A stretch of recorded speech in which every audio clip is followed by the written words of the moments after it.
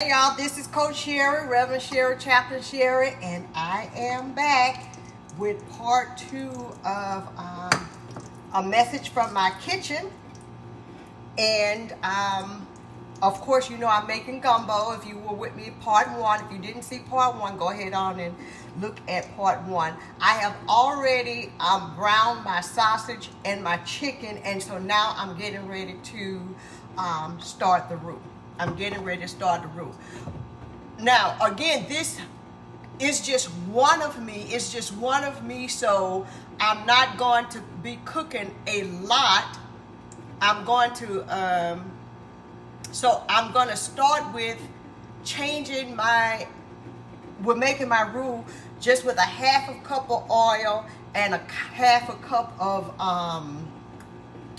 all-purpose flour. Now, what I am told is that you have to use equal parts. You have to use equal parts. So I have put a half a cup of oil in the pan, and it still has the flavoring of the sausage and the chicken. And then now I'm going to get a half a cup of oil. Now, this here is a process, and I wanted to make sure that I had gone to the bathroom and all of those things that I needed to do before I started this process, because it takes some time. It takes some time. So we're just gonna work this, and I'm gonna get this fire down, because once it's burnt, it's burnt. And you cannot get that burnt taste out. So it is a process, and I am beginning this roux.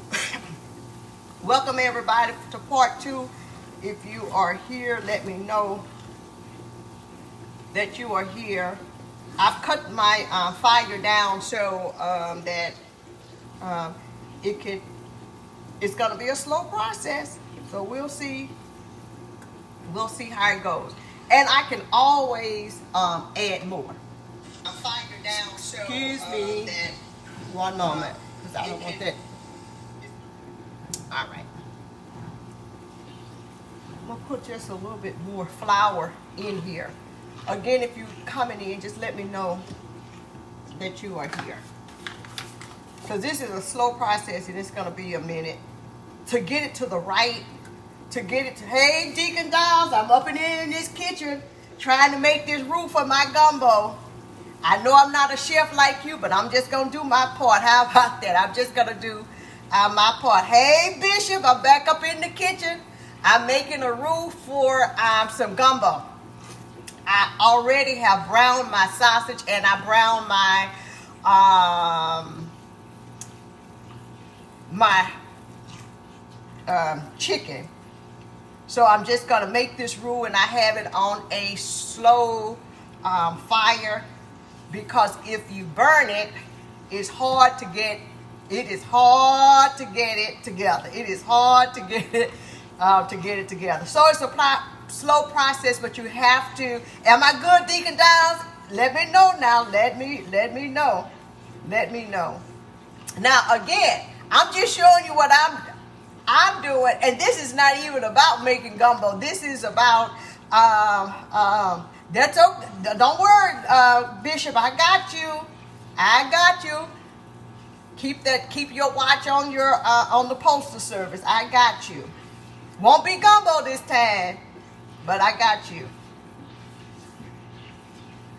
Again, this is not even about gumbo. This is about me trying to pass on a wisdom, passing on a message, and all of that kind of stuff. And I've been talking about the importance of everybody knowing who they are, knowing their voice, knowing their purpose, so that they can show up in this world in an authentic way. I contend that many people are in places and spaces that are not designed for them. And they may be surviving in those spaces, and they may be doing some good work in those spaces. But they are not fulfilled. I'll push it a little further to say that there are many people in the pulpit. They have been called to something. But when they said that God called them, nobody asked. Nobody asked, well, what did God say? And now I know particularly in the Black Baptist Church, when you say you're called, Bishop, you can attest to this, that we automatically send people to the pulpit. And if they're male, it won't be long before they become somebody's pastor.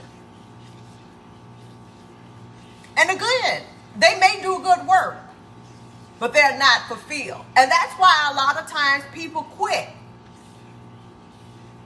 Because they are not in the right place and the right space, and their spirits and their souls are not at rest. They're not at peace because they are not doing what God has called them to do. They're doing something that other people have said, oh, you got a good voice, you sound like, and they end up doing their thing, and they are in the wrong place. So it's important to know who you are, your gifts. Yes, a terrible procedure that we have. We automatically send people to the pulpit. We don't, with my Methodist friends, I know for sure there's something called a discernment process. A discernment process before you're put in the pulpit. You have to discern. You have to be able to articulate what it is that God has called you to. You don't just automatically say, I'm called, and then next week you preach your first sermon, and then a year from now you're a pastor, bishop, apostle. No, there's a discernment process to help you to discern, to be clear on what it is that God has called you to.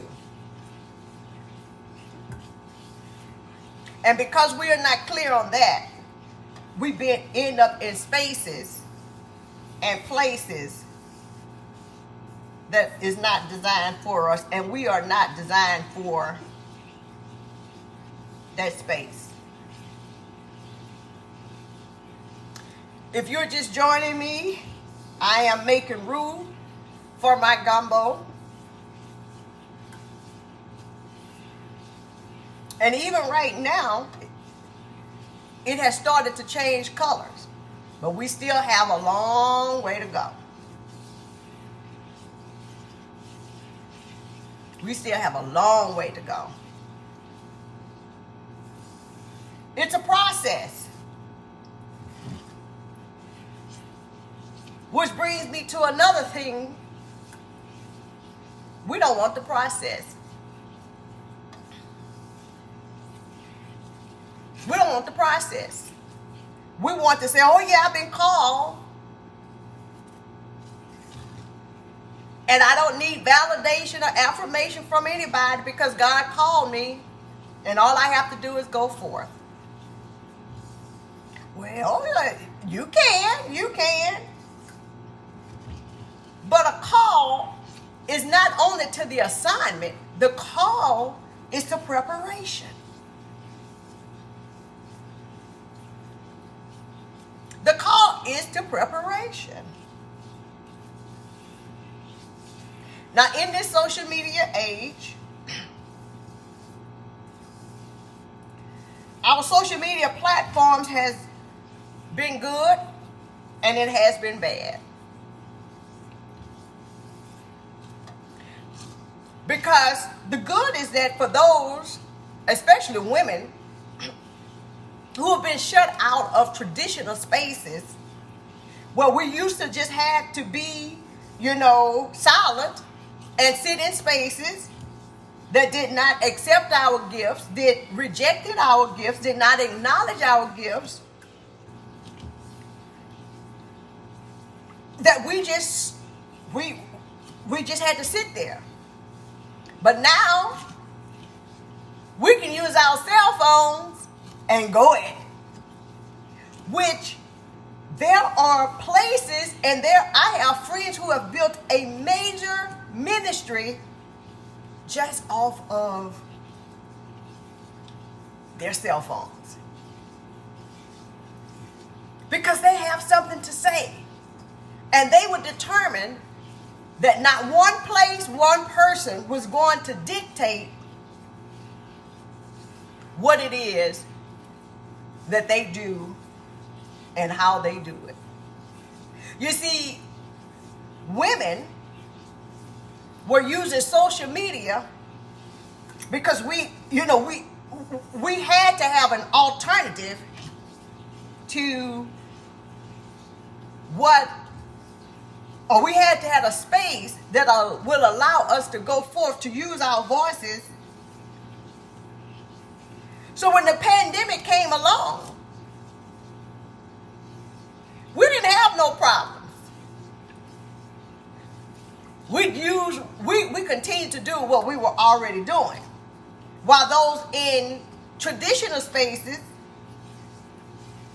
or the building were scrambling, trying to figure out how to go live.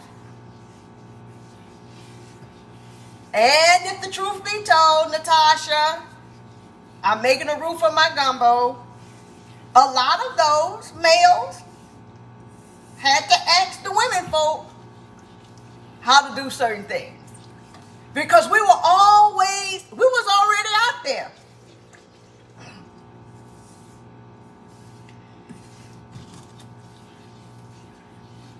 We were already doing the work. So that's why it's clear to know what it is to have clarity in your calling. And so the work that I've been called to do is outside. It's outside of, yes, I'm making a roux, girl, I'm making a roux. The work that I've been called to do is outside of the four walls. I'm an academician. I am an academic person. I'm a scholar. And my call is to help others who have been called to the church. So my doctorate degree, a doctorate of ministry, commonly called a D-Min, will be a doctor of the church. To help the church do the work that the church is called to do, but doing it in such a way that I'm not confined to the church. I'm so excited because I am well on my way to officially roll out the Preacher Academy. Now, it's going to be open to anybody. But I know that I am called to women who are struggling, who are wrestling with their call to preach. They are in traditional church settings, conservative church settings that lean real heavy on 1 Corinthians 14 and 34, that women should keep silent in the church. And then they use that to reject, ignore, to prohibit a woman from going forth. And in many cases, like was in my own case, they don't believe themselves that women are called to preach. But yet, they can't get past, and they can't ignore that God is indeed calling them.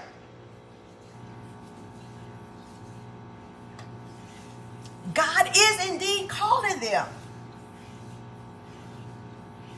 But yet they read in the book, Paul's words, women ought to keep silent in the church.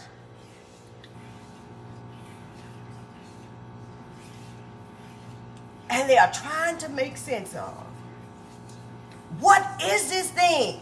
How is God calling me when the preacher said, the pastor said, the local, state, and national religious leaders said that women should not preach? Let me tell you, that was my story. That was my story.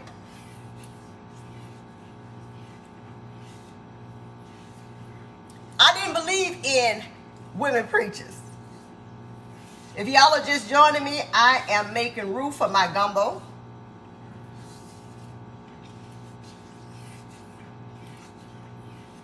It's a process. I didn't believe in them. And I struggled and I struggled and I wrestled and I wrestled. But I could not ignore the fact. I could not ignore the voice. And I had to say yes. So in this Preacher's Academy, one of the goals is to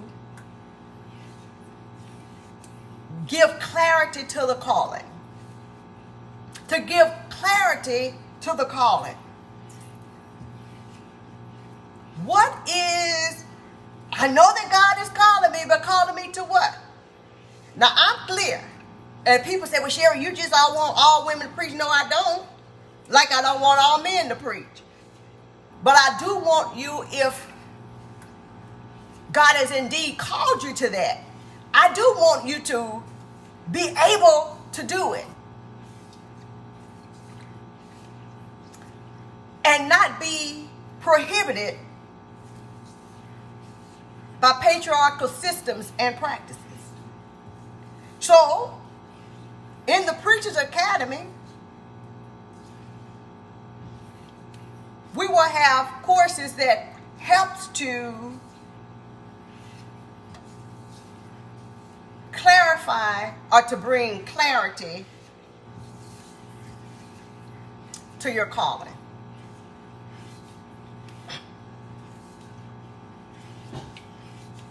Secondly,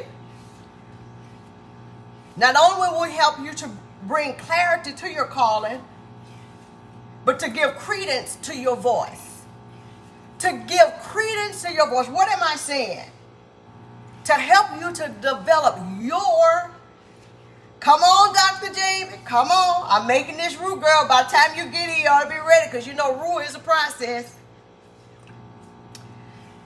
To help you to develop your authentic voice.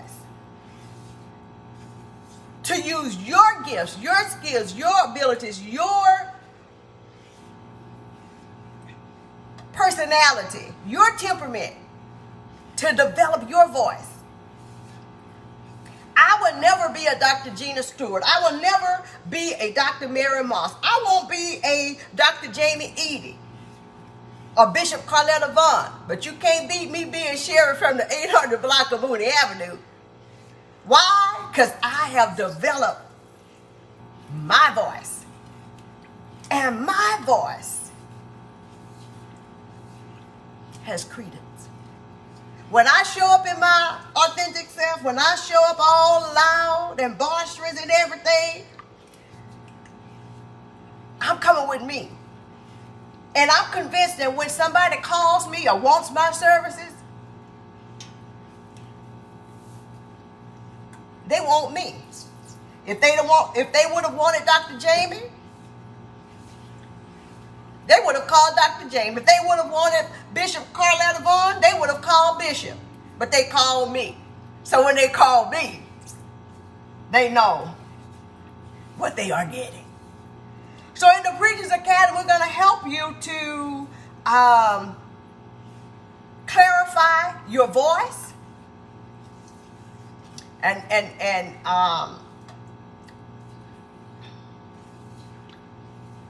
Deacon Natasha and Dr. Jamie, I hope you hear that I am putting shape to this Preachers Academy. I hope you hear that I'm putting shape to this. That I am helping to preachers, women, to clarify their voice. You may not be called to preach, but you know you've been called to something, and we want to get to that. We want to help you to develop your voice, to discover your voice. Thirdly,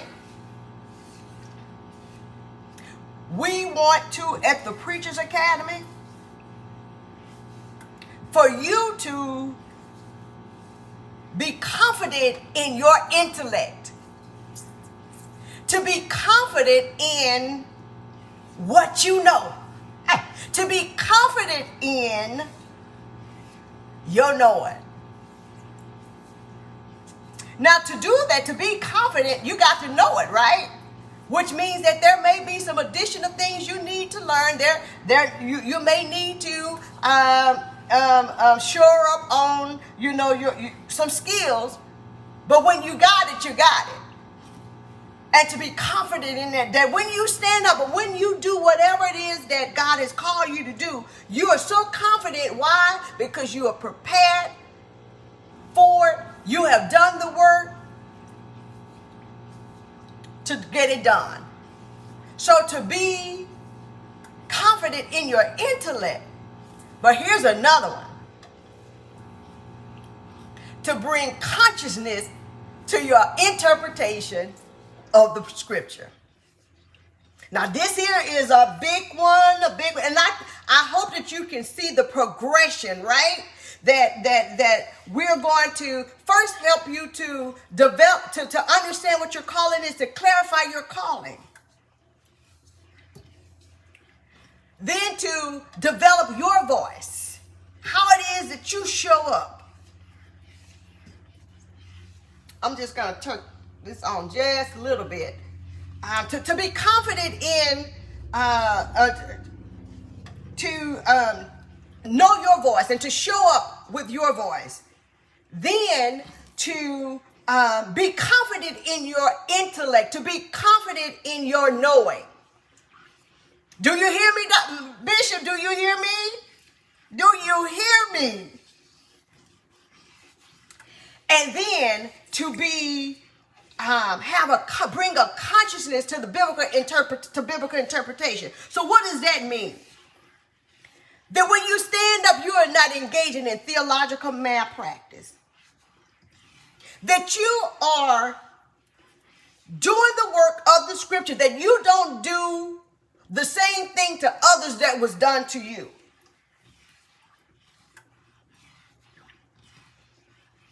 The reason it took me so long to accept my call to preach is I was accepting what the preacher, the pastor, the religious leaders told me about 1 Corinthians 14 and 34. But my God, when I got it for myself, when I did the exegetical work for myself, when I explored and analyzed that scripture for myself, I can boldly say that Paul is not talking to me. In fact, Paul ain't talking to no woman in this 21st century. Paul was talking to the women in the church at Corinth.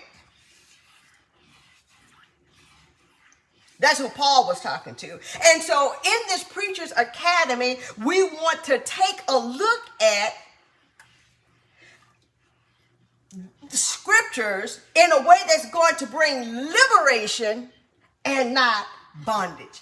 We want to bring liberation and not dehumanization. We want to bring liberation and not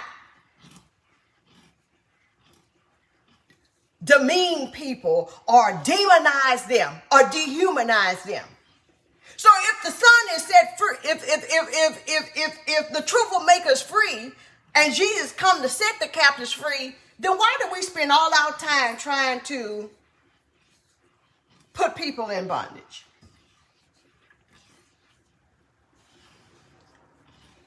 So I just need, if you're here, if you're just here, if you're here, just put in the comment section based upon what I've said so far. Am I on to something? Am I on to something? I feel good about this, Jamie. I feel good about this, Natasha. I feel good about this, Bishop. I have been this has been in me for a long time. And here's another thing. Even though this Roux is taking some time, it's getting there. It's getting there. It's getting there.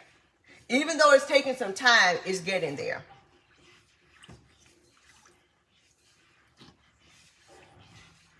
That even though God gave this to me some time ago,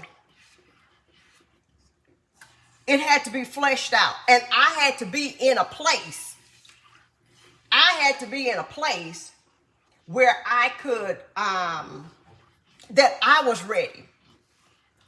That I was ready for. That I was in a good place. And so, and I think I'm in that space. I'm in that space now where I'm ready. I have a great community who helps flesh this out.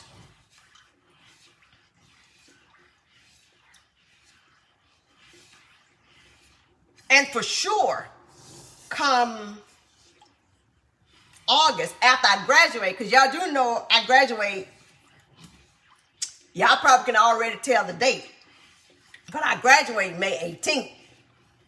I am officially in my final semester at United Theological Seminary in Dayton, Ohio. I just have to defend. And so my dissertation is Preaching Women Matter, Overcoming Patriarchy and Establishing Models that affirm preaching women in Southeast Alexandria, Louisiana, and beyond. Now, just because what I'm clear about is that even because we had to choose a specific or targeted area, I chose Southeast Alexandria because that's where I started my work at. And in that community, in that area, there are at least 30 Black Baptist churches. And of those churches, only one has a woman pastor. It was two when I was there. One has a woman pastor, and only a few affirms women preachers. And I am so happy to report that since I've been gone, a deep conservative church has now embraced women preachers, and a woman is sitting in the pulpit. Do you know that does my heart good? I'm like, I'm not saying I had anything to do with it, but I would like to think that my showing up and constantly calling people out at least fell on somebody's ears. And now that church has a woman sitting in the pulpit, and she preached her first sermon a month, not her first sermon, but she had been preaching, but she preached in that church. She had been sitting in the congregation for 4 years, and the old pastor who died did not accept her. He's gone. And the new pastor, after some soul searching and talking to some other people, taking wise counsel from other pastors who does affirm women, he brought her up. And it was a beautiful thing. And I called him and I saluted him for that. So what I am clear is that even though I had to have a particular context, that the problem is universal. So in my project, I had people, yes, ma'am, Miss Bianca, girl, you don't ever know what Reverend Sherry gonna do. I'm up in here making a roux. I've already browned my sausage and my chicken. I'm making a roux. And I tell you, this roux, it's a process. It's a process. But if you do not get it right, it can cause problems. So I'm just talking. So my conversation is not about a roux. My conversation, since I'm going to be here, I might as well talk to the people. So yes, Bishop Carletta, this is a universal problem. And so in my project, I did have women from that particular context. I had women from Alexandria who wasn't in the context, but I also had people, women from Wisconsin, that was also in the participated as my study participants, my test case, and it's universal. Now I'm clear that patriarchy is as old as the world. So I'm not even trying to dismantle patriarchy. But what I am trying to do, what I am seeking to do, is to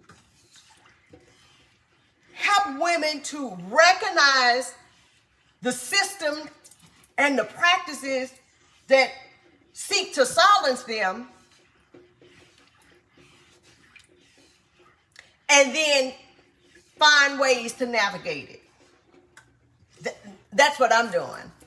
To find you models, to provide models of navigating the systems.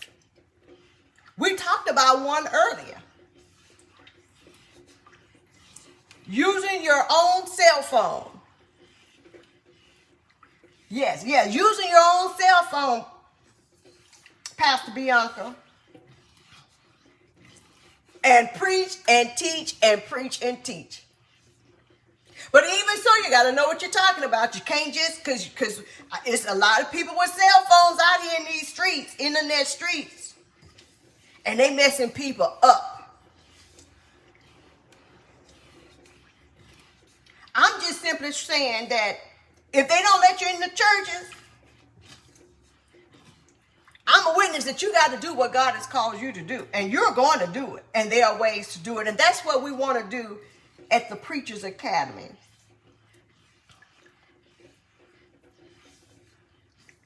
So I'm gonna go over those again because I'm still working through them. And you're helping me. And you can just put in the comment section if any of this makes sense. So at the Preachers Academy, my goal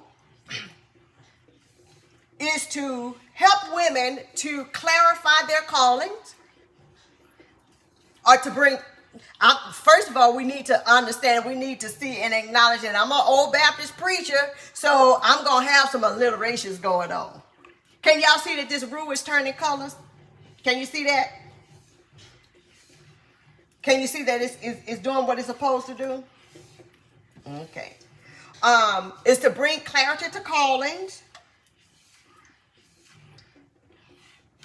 to give credence to voices. Thank you. Put it in the comment section to clarify the calling, to bring credence to voices, to help women to develop their authentic voice. Do you know that some of the best preaching I've heard is not in loud voices, but women preachers who just simply use their authentic voices, their personality. Bishop Cynthia James, I don't know if you've heard her before. She's out of T.D. Jakes' church. But you don't hear her hooping. You don't hear her hooping. But you sure she can bring a house down in her voice. So we're clarifying callings. We're giving credence to voices. And then the third thing we want to do is to bring to confidence to your intellect. Confidence to your intellect. That you are so confident in what you know, that as they say down here in the South, you can stand flat foot and preach. You can stand flat foot and preach and know what you're talking about. Why? Because you are confident in your intellect. Now, that means that you have to ever be learning. That means that you have to ever be reading. Right?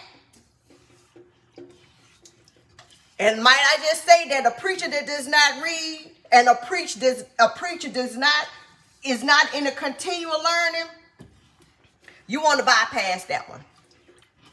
Flat-footed, Bianca. Flat-footed. Now I think I saw Bishop-elect Anderson come on. Now, I don't need him to be doing a state of the address for no Roux. Because this video is not about gumbo or roux. Y'all just happen to be here while I'm making my roux. After that, after we bring confidence to your intellect, we want to also help you to have a consciousness in your biblical interpretation. I know he's on, Bianca. He ain't gonna have me out and be doing, taking screenshots of my roux and everything, and then talking about this is not what you're supposed to have. Ha! Because I started out saying that this is my way of doing it. Don't be looking at this video, at this here in think you're going to take a technique or something from me, because I'm doing something that feels good to me.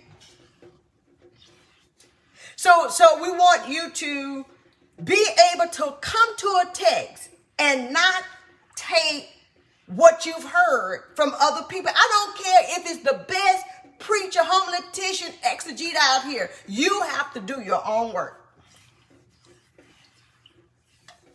You have to be able to do your own work so that you don't engage in theological malpractice and bring harmful theology to people. Yes, competence, that's another good word. Competence, yeah, I like that word. Competence in biblical interpretation. I don't know if you guys know it or not,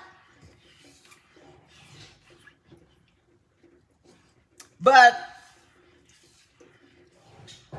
people, now it used to be, people, the congregants are getting smarter by doing a whole lot of reading. You know, back in the day, we took everything the pastor said.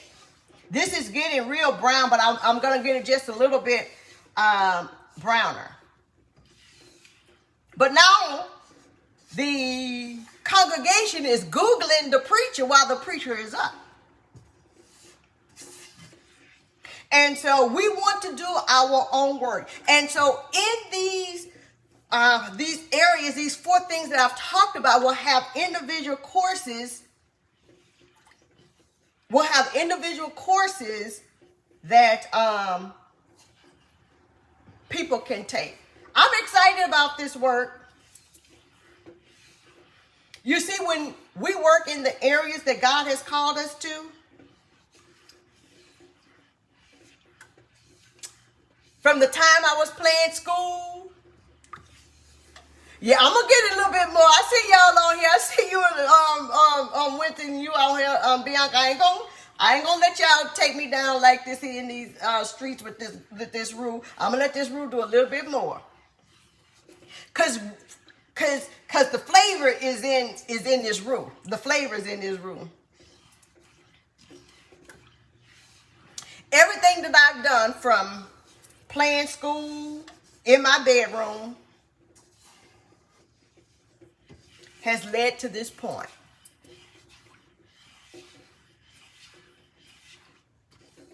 And so I'm excited. Yes, do want to talk about that website, Bianca. I forgot about that. Well, I did, but we were talking about so many other things. I didn't come back around to ask about that website. But yeah, I need to be able to get that information to update my website.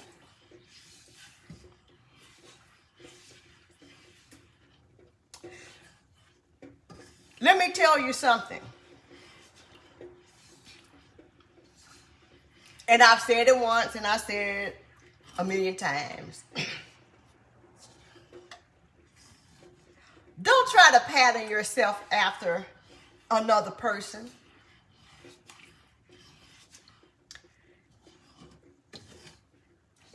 You don't have to compare yourself. There is no competition. There is no competition. There is no contrast, and there is no comparison. Do you, boo? Do you? Because when you do you. Now, can I learn something from Bishop Carletta Vaughn? Can I learn something from Pastor Bianca? Can I learn something from Dr. Jamie? Yes, I can. And I'm always asking questions and listening to what they have to say. But at the end of the day, I must take even that and use it how God has given it to me.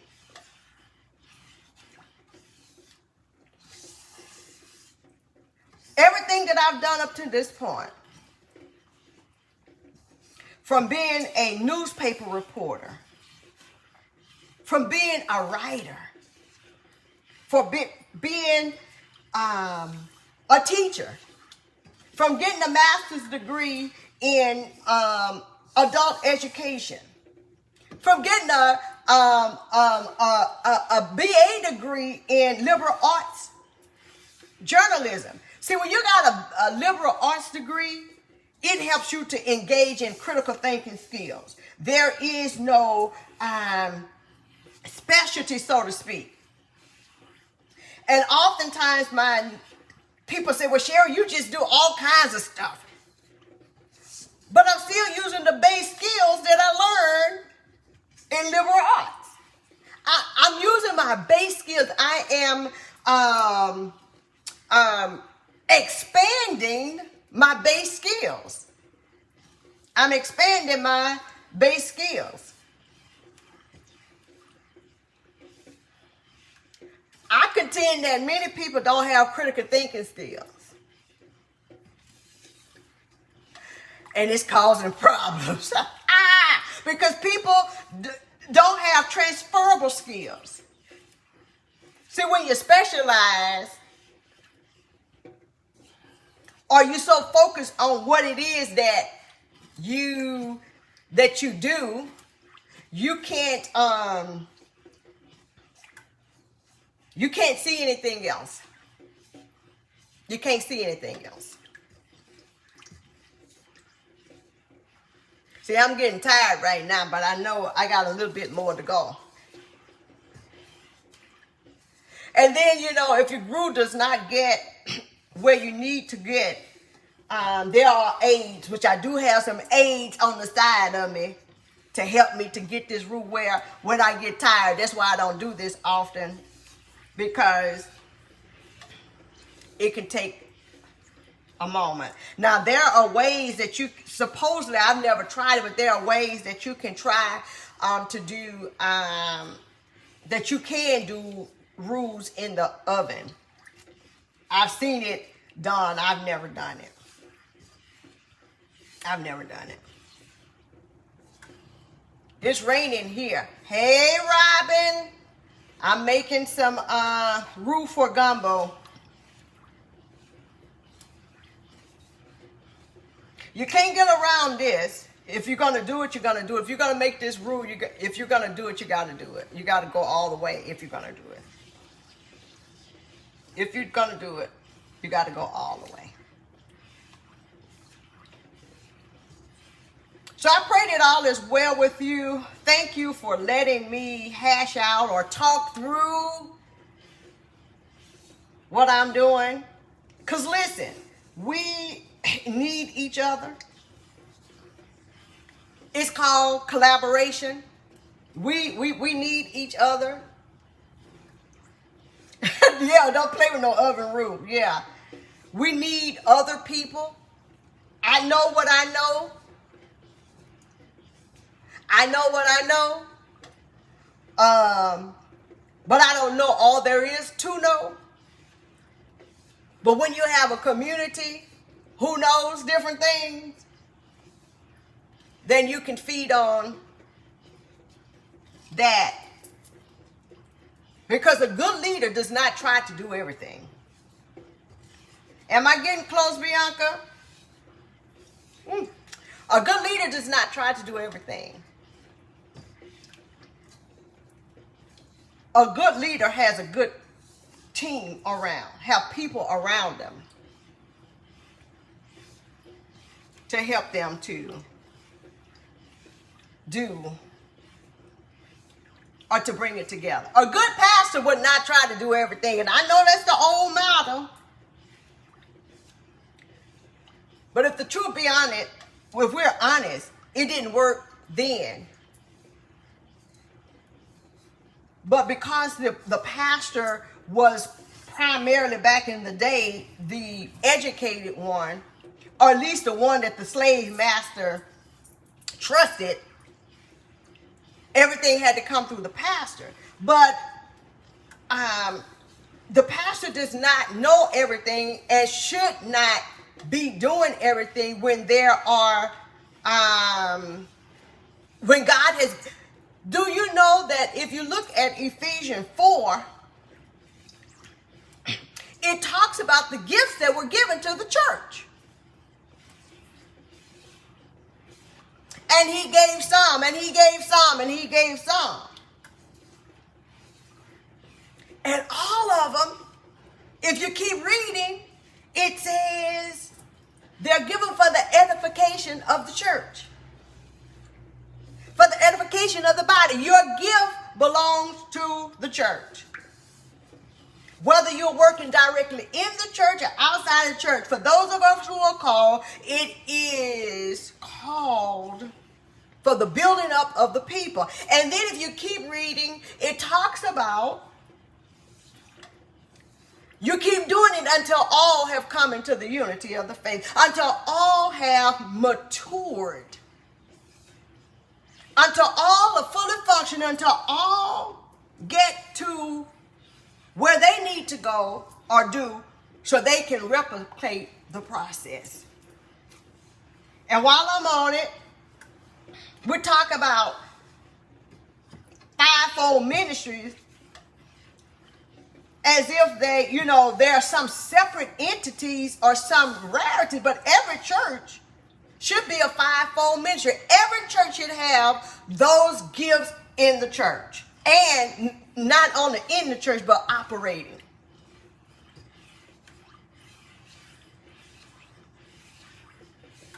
All of our churches should be fivefold.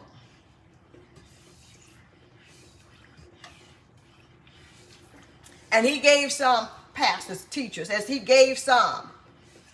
All the functions need to operate in the church.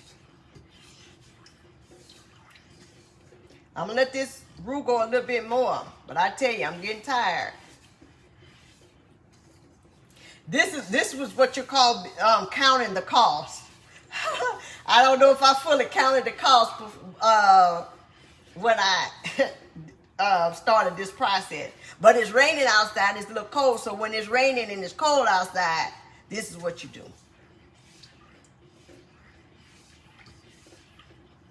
Earlier, if you there's a part 1 that I was cleaning the shrimp. I was deveining the shrimp. And I showed you all of the products. I've already browned my sausage and my chicken in the yeah, I know it's got to be a roux for the gumbo. That's why I'm doing it. It's already in the pot. So after I do this, I cheated on the seasoning. I didn't cut it up. The best thing I could have ever run into is that Guidry's. If you're down here in New Orleans, that Guidry's Creole season is cut up already. That has the Holy Trinity in it of the onions, the bell peppers, and the celery. So, how's this roux looking to y'all? How's it looking, Bianca? How's this roux looking?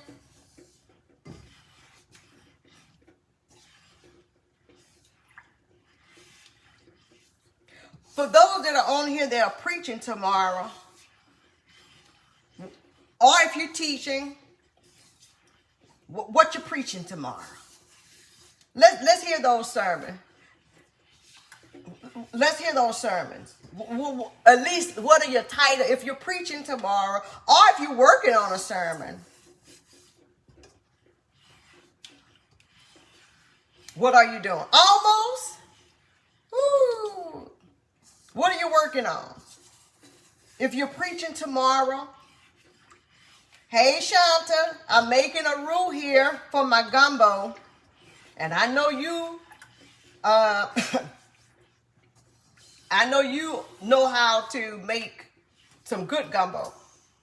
And I'm just doing this here to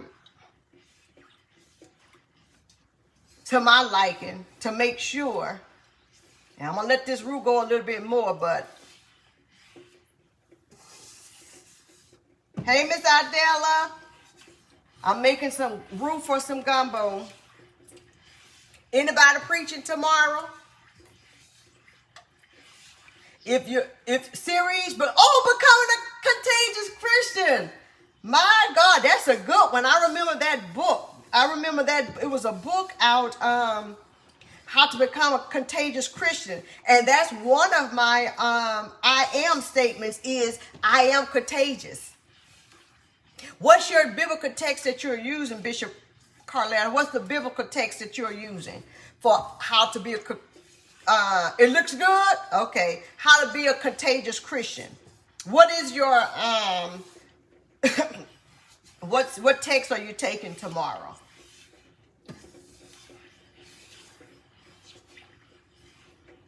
That's one of the I am statements. What you say, Shanta? It looks good? Well, good, because I know you know what you're talking about. One of my I am statements is that I am contagious.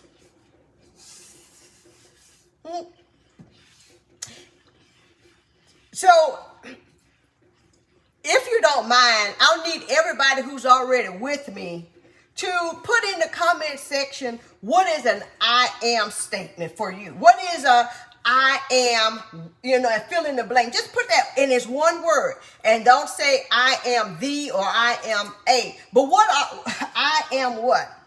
I am creative. I am loyal. I am intellectual. I am educated. What is your I am statement? I am innovative. I am complicated. What is your I am statement? Put it in the comment section. Let's see who we have in the room. And I'm gonna have to do something real unorthodox. I got to step over here and get my my season real quick. Because I'm getting close. I'm getting close. So I had to, woo! Sorry about that. I had to step away to get my seasoning. Because I think I'm just about to the point that I'm ready to turn this bad boy off. So what is your I am statements?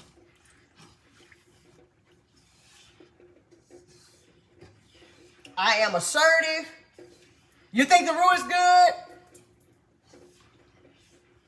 Bianca, did I see you say that you think the roux is good? I'm good. Okay. Because I'm getting ready to start with my seasoning. Let me see your I am statements in the comment section. All right. Okay, I see you. So now that I've got the good head thumbs up for my roux, I'm going to start putting in my seasoning. I'm going to start putting in my seasoning. Ooh, I wish y'all could smell that. The key verse is, I am creative. Good for you. I am creative. Good. I see you, Bishop. I see that scripture. Just going to put a little bit more. And then I'm going to let this,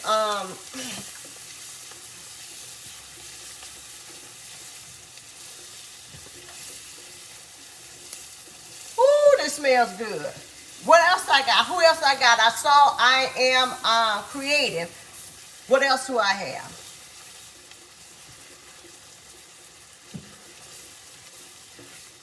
I'm going to have to make sure that I hear their sermon tomorrow, Bishop. I am victorious. Good. I am victorious.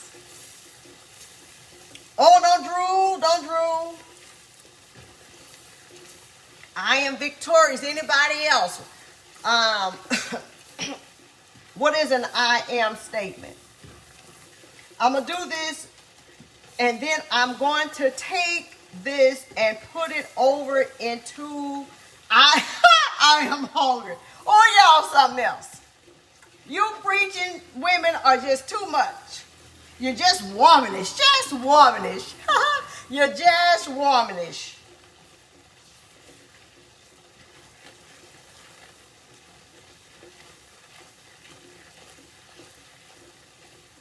You're just womanish. Just beside yourselves.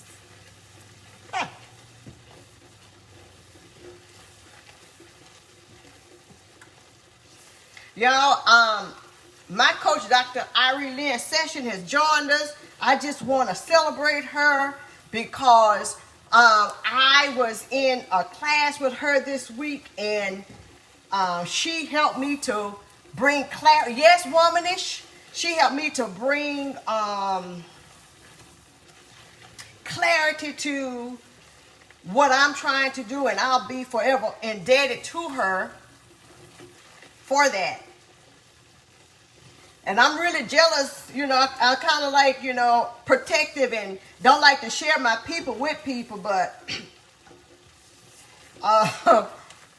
she's a master at helping you get clarity. So I needed to have clarity in my own voice. So now what I'm going to do is take this off the stove, put it to the side real quick, because I need to bring this pot over, and I'm going to bring my roux and put it in this pot.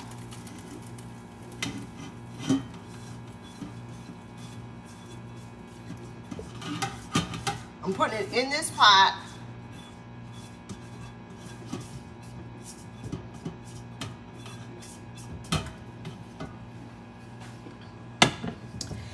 And because this is a seafood gumbo, I have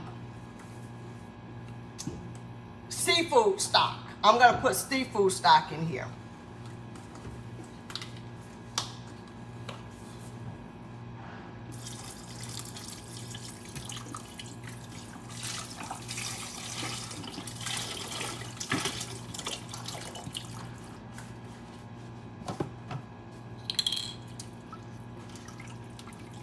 And I have another one.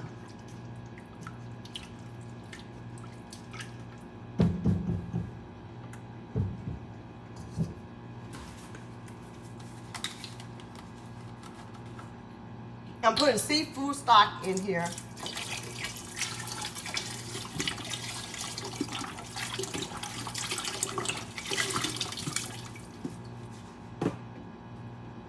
And so what I'm going to do is that this is going to, I'm going to, of course, I am going to turn the fire up. This is going to cook a little while, come to a boil. And it's not going to take a long time because the sausage doesn't take long. The chicken breast doesn't take long. But I'm going to let it cook a minute. And then the shrimp and the crabs will be the last thing. And then I have my other seasoning that I'm going to put in here as the time comes. Well, listen, thank y'all for joining me today. Helping me to flesh out, to think through, to talk through my assignment.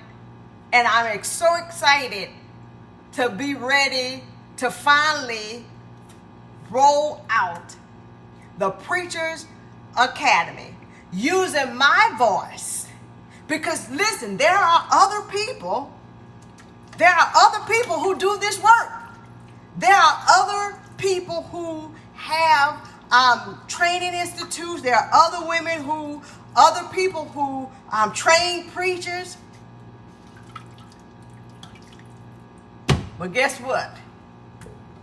They are not Sherry from the 800 block of Mooney Avenue. So I'm going to do this using my I ams. Because what God has given me can transform. And with the goal of transcending